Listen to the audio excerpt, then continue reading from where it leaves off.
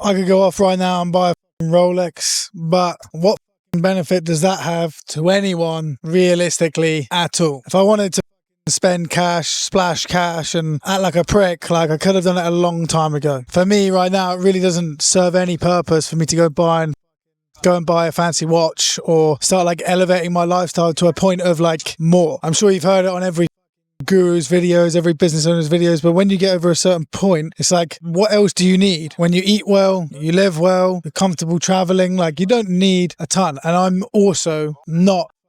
not printing 500k a month, let's be honest. I'm in a different point. We're not even at 100k a month yet, but I'm just saying as it is, like, I could go and buy a nice rollie. I've had one on my vision board for a long time, and a very small part of me thinks, oh, that would be nice, but really, what does that do for my content? Nothing. It will appeal to a few of the Dubai boys, a few of the gimpy guys who think money comes quick and fast money, blah, blah, blah, blah, blah. But for me, these people, and I get plenty of messages from them as well. Hey, bro, I want to earn some quick money. I want to make some fast money. And my response is always the same. Quick money never lasts, and fast money ain't a real thing. It just doesn't happen like that. You got to put in the time. You got to put in the effort. You got to learn the skills. You got to know the right people. You got to put in the work.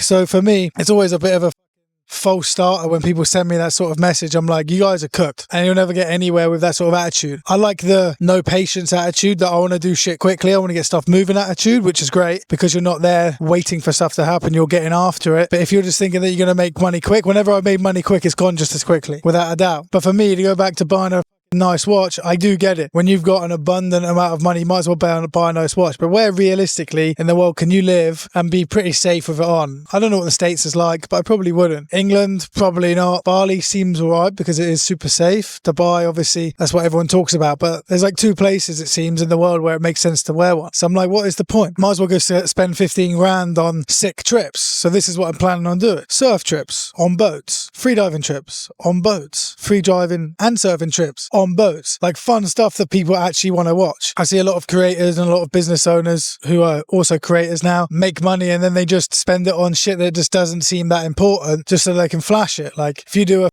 Instagram deep dive into every coach, every guru, every whatnot online, all they do is they rent a whip, they get a watch. Realistically, I don't know if you've had a look, but a rollie doesn't have to set you back that much. If you're smart with it, you can get one fairly cheap. But it just doesn't make sense for me to sit here, flash a rollie and go rent a car for a bit and think like I'm a big dog. I really hate that energy. I hate that attitude. I like to be transparent. I like to be honest. I didn't get to 30 years of age and where I am now by lying about shit and being having a lack of transparency, let's say. So for me, I'm not going to say I'm just here for the people. I'm definitely here for the people in some respect, here for my team, friends, family and whatnot, but I am here for me. But I know that what really fills up my cup is not going and buying a Tiger Eye day-date Rolex from 1970s, which is sick. Go have a look at it. I might have got the date wrong, but it's definitely on the list. The Tiger Eye is nuts. But I know what really fills up my cup, that really solidifies my purpose and really gives me energy, breaks me out of the burnout straight away, is fun trips. And obviously there's a little bit of logistics going into it, but nowadays you can literally just book a flight, go, and if one place is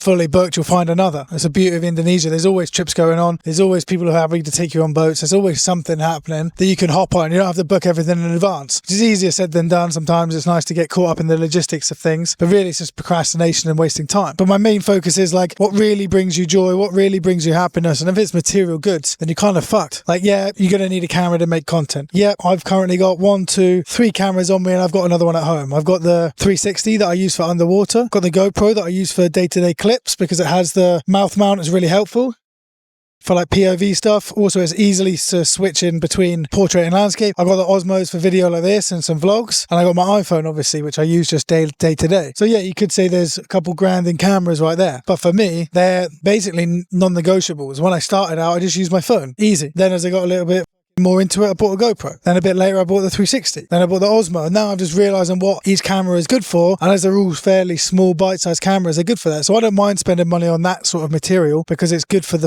soul. When I'm in this villa at the moment and I'm going to leave in about a month, could I rent a nice villa on the beach and overindulge? Yeah. Will I? Probably not. Because although it would be nice, it doesn't really fill up my cup, and I don't spend that much time at home anyway. So for me, I feel like what I'm trying to do now at the ripe old age of 30 is just be a bit smarter with my money. When I was younger, I'd buy rings all the time. I'd buy jewelry, I'd buy watches, I'd buy clothes, I'd buy shoes. Like still now, I've got like 12 pairs of shoes with me in Bali. I wear maybe a white pair of Air Max, some Doc Martens, the loafers. That's really it. Maybe a black pair of Air Max now and then, but like as a whole, that's it. And some running shoes. Then I'm either barefoot or I wear flip-flops. It is nice to have multiple options, but when you look at it, like what do you actually wear? Like if you look in your wardrobe, what clothes do you actually wear? Probably wear 10 to 15%. That's one of the only upsides of somewhere like the UK where you have 4 seasons is you need a big wardrobe and you can layer, you can dress, you can wear loads of different shit. But when you're living in a tropical country and it's essentially paradise, I wear shorts, I wear t-shirts, I wear vests. If it gets really cold, I'll put on a long sleeve or a pair of pants. Like it really ain't that deep and I really don't need that much. So I think one of the benefits of Bali, obviously cost of living is nice, the weather's nice, the surroundings nice, there's loads of water sports and extreme sports to do. But really it's like, for me, it's the understanding that I didn't actually need as much as I thought I ever needed. So for me, it just goes back to the whole Rolex game. Is like, yeah, one day I'll fucking get one. One day I'll probably wear it out and I'll take a photo of it. But like, I really enjoy, I have a local bracelet that I bought off a woman at the beach for like £1, red and white. It's quite cute, nothing special, and I don't wear my watch anymore. Even when I'm diving, I don't really want to be wearing a watch. I'm like, I don't want to be looking at the time. I don't need to look at the time. If I really have to look at my time, I look at my phone. But as a whole, there's nothing I need to do unless I've got calls in, I've got meetings, I've got something that I have to do that's already predetermined. The rest of my life is meant to be more joyful, meant to be more relaxed, and meant to be more flowy. Let's call it a little bit more feminine, if you will. I feel like feminine energy is a bit more flowy, less decisions, less shit going on. So for me, when I've got a watch on, I'm like, I'm dialed by the time. The time is running my life, whereas I want to run time. I want to make my own time, have my own time, and spend my own time. So I've really enjoyed not wearing a watch. That's also another reason why I don't feel the need. The next need is like, yeah, you might call it an investment, but really what purpose is that going to serve having a 15k, well, this watch is 30k, a 30k watch on my wrist when I could spend even a third of that money on trips, on experiences, on content, because I know that people want to watch more fun shit. When I've spoken to a few people who are above me in the content game, they're like, show more of your lifestyle. And I show a little bit, but I don't really show much. I talk in different places like this on YouTube and on Instagram. You see me smoke. See some sports thrown in there, some of which I'll do again soon. But as a whole, I don't show too much lifestyle because that's a full job and that's a full another undertaking. But we'll get there soon. And as the business is going, as life is going, as the content is going, it's only going that way and I'm excited for it. But really just as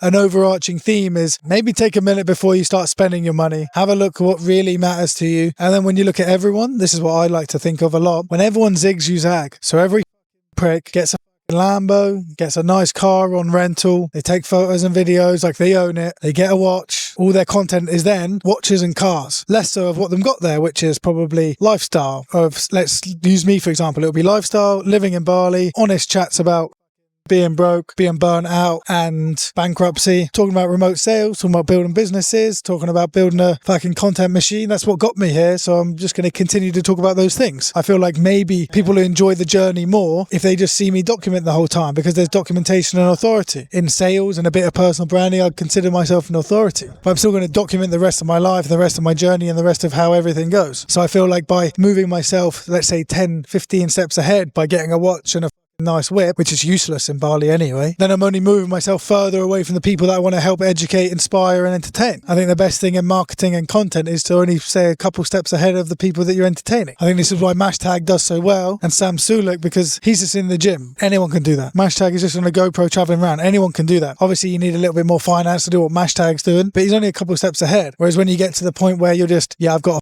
mad whip, I've got multiple whips, I'm in a nice house, I've got a nice watch, it's like then you become unattainable, then you become less inspiring. Let's say you become more of like a gold medal that people might not think they can ever reach. Whereas I don't know if that's the most helpful way to market, to be honest. I like to market in a more honest way, in a more down-to-earth fashion. So we'll see. Call me a hypocrite maybe in a couple of years when shit changes, or you just tell me that I haven't made enough money. Either way, I don't really give a fuck. I'm not going to let your opinion affect my thoughts of myself. A lion does not concern himself with the opinions of the sheep, and that's some words that I like to live by, said to me by Dan West, good friend of mine. But anyway, that's it from me today. Could buy a Rolex, but I'm not gonna, so fuck you. Subscribe, see you in a bit, much love, ciao ciao, goodbye.